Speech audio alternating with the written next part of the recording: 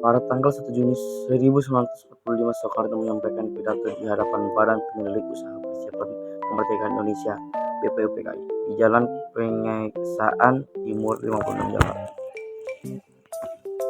Pidato tersebut, yang dikenal dengan Pancasila sebagai dasar negara, merupakan salah satu tonggak penting menuju proklamasi kemerdekaan. 2. Sidang BPUPKI dan PPKI.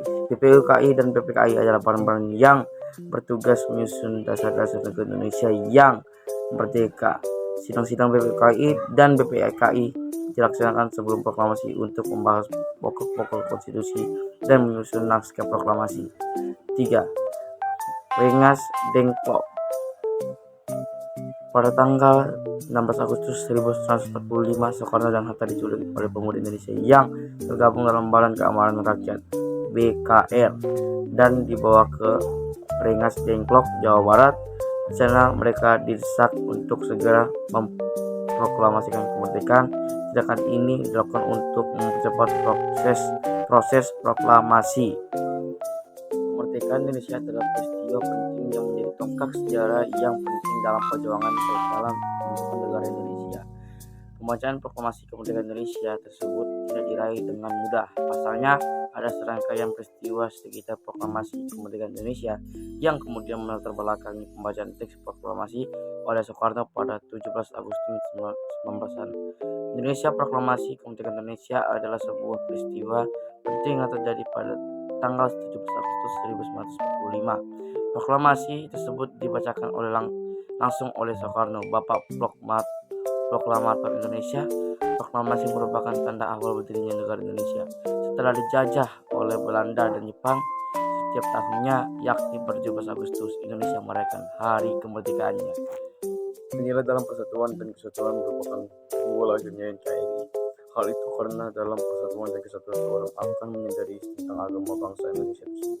Nilai-nilai persatuan dan kesatuan dalam kehidupan bangsa Indonesia juga jelas dapat dipahami dari dasar negara Pancasila dan konstitusi negara UUD 1945. Pilihan Indonesia menjadi negara kesatuan didasarkan bukan hanya sekedar kepentingan atau sikap politik, tapi juga didasarkan atas komitmen persatuan dan keadilan sebagai warga negara yang cinta terhadap tanah airnya.